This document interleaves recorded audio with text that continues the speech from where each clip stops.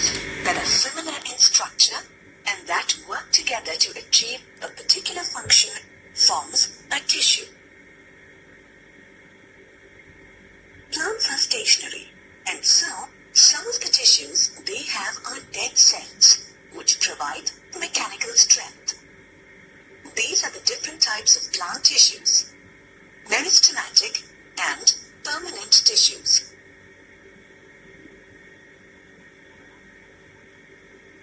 Look at how this plant is growing month by month. This is due to a special type of tissue called meristematic tissue. These tissues are rapidly dividing tissues. Plant growth occurs only at those points where these tissues are present, the tips of the stem and the root.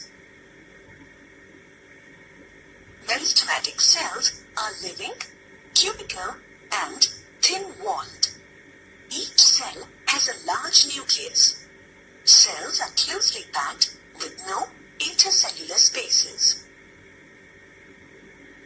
Depending on the region where they are present, meristematic tissues are classified as apical, lateral, and intercalary.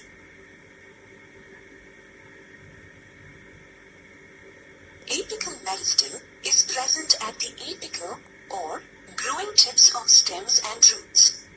It increases the length of the plant. Lateral meristem or cambium is present in the radial portion of the stem or root. It increases the girth of the plant. Intercalary meristem occurs at the base of the leaves or at the internodes. It helps to increase the length of the internode. What eventually happens to these meristematic tissues? Old meristematic cells lose the capacity to divide and transform into permanent tissues. This process of taking up a permanent shape, size, and function is called differentiation.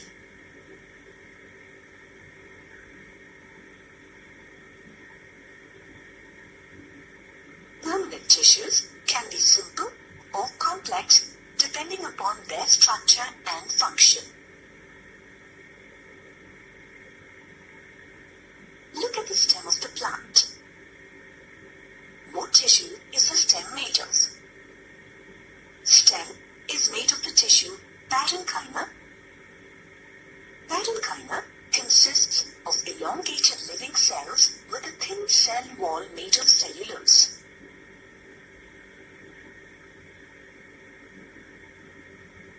These cells are polygonal in shape and have a large central vacuole. They also have intercellular spaces between them. They are found loosely packed with unspecialized cells.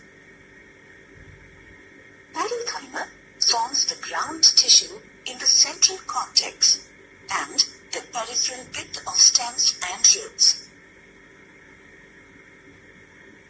In leaves, they contain chloroplasts and are called chlorenchyma, which help in photosynthesis. In aquatic plants, parenchymatous cells contain large air cavities that help in buoyancy and are called aerenchyma. Parenchymatous cells in fruits and vegetables are filled with starch, which help in food storage. Let's take a look at another simple permanent tissue, the collenchyma. Collenchyma consists of elongated living cells with cell walls made of cellulose and pectin. These cells have irregularly thickened at the corners and have little intercellular spaces. They occur in the peripheral regions of stems, below the epidermis in leaf stalks, leaf midribs, and also in herbaceous dicot stems. Collenchyma tissues provide mechanical support and flexibility in plants. Here is another type of simple permanent tissue, the sclerenchyma. These are long, narrow cells with no intercellular spaces. dead cells with lignin deposited in their cell wall. They occur in the vascular tissues of stems, veins of leaves, and in the covering of seeds and nuts. These tissues provide strength to the plant. What are complex permanent tissues?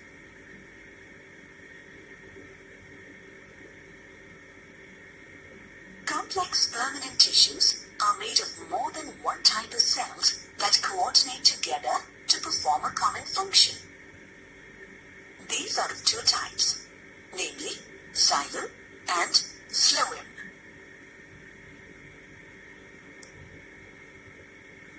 Let's explore the different components of the xylem. Tracheids, vessels, xylem parenchyma, and xylem fibers. Tracheids are tubular dead cells.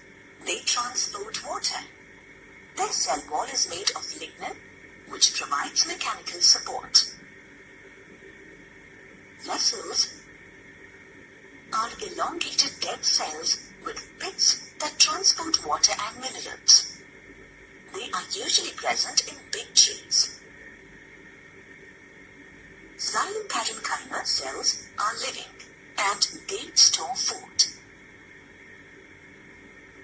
Xylem fibers are elongated dead cells with lignin that provide mechanical support.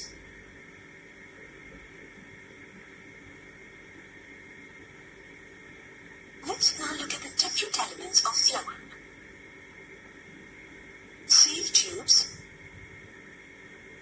companion cells, phloem parenchyma, and phloem fibers.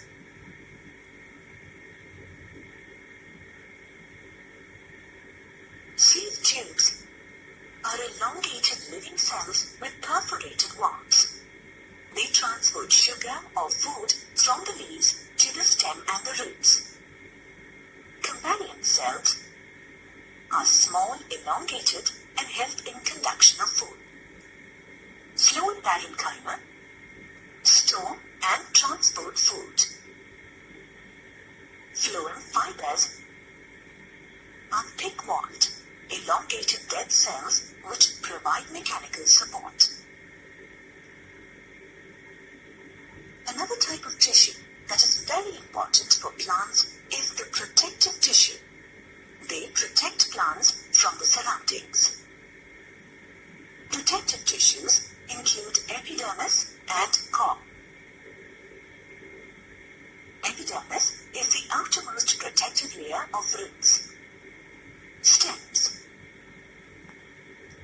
and leaves. It is one cell, thick and covered with a waterproof layer called cuticle. These cells are continuous, flat, and have no intercellular spaces. The epidermis is perforated by the presence of stomata at certain places. Stomata are surrounded by guard cells and help in gaseous exchange and loss of water. Epidermal cells of the root bear hair-like things that help in absorption. As the plant grows older, secondary meristems replace the outer protective tissue. This outermost layer in both the roots and stems is called cork. Cork cells are dead and lack intercellular spaces. Cell walls are thickened by suberin, which makes them impermeable to gases and water.